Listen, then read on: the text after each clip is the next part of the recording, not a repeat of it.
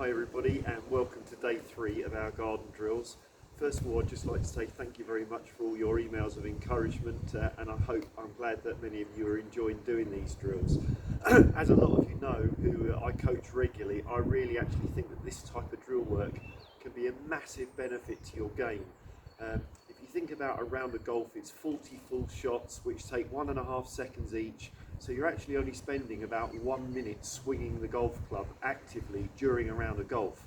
Where if you come home and do 5 minutes of real drill work, 5 minutes, that's the equivalent of 5 rounds of golf by constantly moving your body through different positions.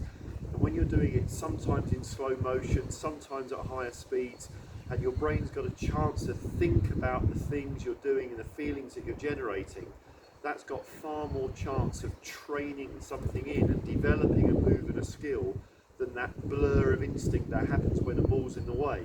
So you definitely don't need a net in the garden, you don't need a ball in the way, because this is your opportunity to develop feelings within your body, develop your golf swing, and also of course to develop flexibility and to keep those golfing muscles strong. So well done, and just keep doing it. So what I'm going to talk about today is a lot of questions that you've asked based on the drill from the last couple of days. And actually, a few of you have found that it's really quite difficult to not hit the ground early. So I'm going to talk about 2 or 3 different things that you can improve the way you do this drill to help you to get the clip of the ground in the correct place, which is in the left half of your stance. Okay, so one of the common things is that people don't use their legs correctly to unwind, and although they're trying to turn through, there isn't enough use of the ground to start the initial move. And one of the big things that I promote, because the downswing starts from the ground up, is to start to feel that you're using your feet and your ankles, because if you just turn, you can see your weight still can hang back, causing the clip of the ground back here. So you can practice this feeling of really driving the weight into the left side of your feet, down through your feet into the ground. Imagine you're standing on soggy ground and you're trying to get the water to ooze out of the left side of your feet. So driving down and through with those ankles, and that works its way up into your left glute, which is going to turn that left hip and clear it.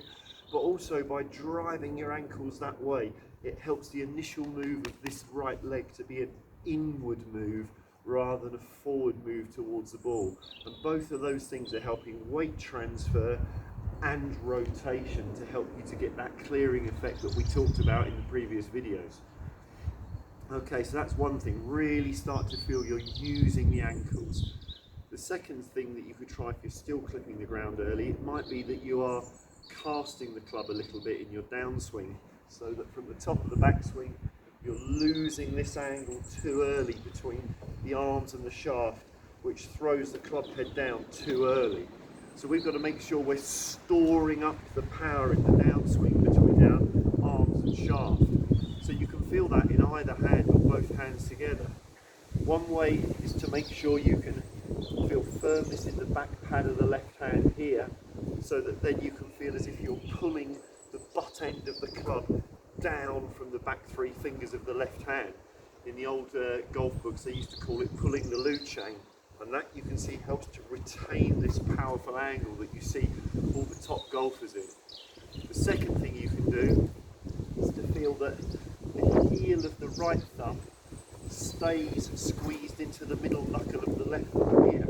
Most people push with their right hand from the finger and the thumb here.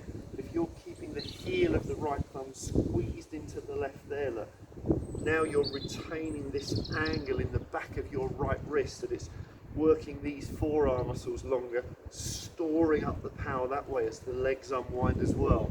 So by doing those 2, either pulling from here or feeling this angle here, you're using your fingers and forearms to keep that power stored up in the downswing. So those are some feelings that you can also try to see if that gives you the feeling of the later hit, which will throw that club head down into the ground later to get you that clip in the left half of your stance. The third reason that you could maybe hitting the ground early is if you're not turning far enough left on the way through. So if you are swinging in to out, you can see that this type of swing direction is more likely to make the bottom of the swing over here. The more you can swing this way, coming down and through, you can see now the bottom of the swing is nearer my left foot. So just by not turning the legs enough, that could cause that early clip. So really remember what we said about turning that left glute as far as you can this way, and that's going to cause your swing path to be more this way, with it really stretching across your chest rather than this in to out move, and that will also encourage the clip of the ground later in your stance. I had one other question, which is how you can do this drill if you're inside or haven't even got a garden. Well, this drill can be really hard work even without a golf club as well. So most people, when they show me a backswing even without a club, they very often do this. So the actual action of keeping your left arm extended as you turn can be really tricky. You don't want to tense the shoulder, but really work the forearm muscles to keep that extended there as you turn in the backswing. And then when you work both arms together on the way through, you can get that leg action clearing hard left, still feeling all of the things we talked about with the right knee coming into the left, turning as far left as you can, and swing those hands and arms up over that left shoulder there, and that will still give you the same great big stretch that we talked about in your left foot, left shin, left hip, all through your lower back, right the way through there. And you can do that indoors at home as well. So keep doing the drills, a few minutes a day if you can. I've had one request from Adrian Cotton to do some putting, so if you'd like to look at a putting drill, I'll do that in a second on a separate video. And see you all tomorrow.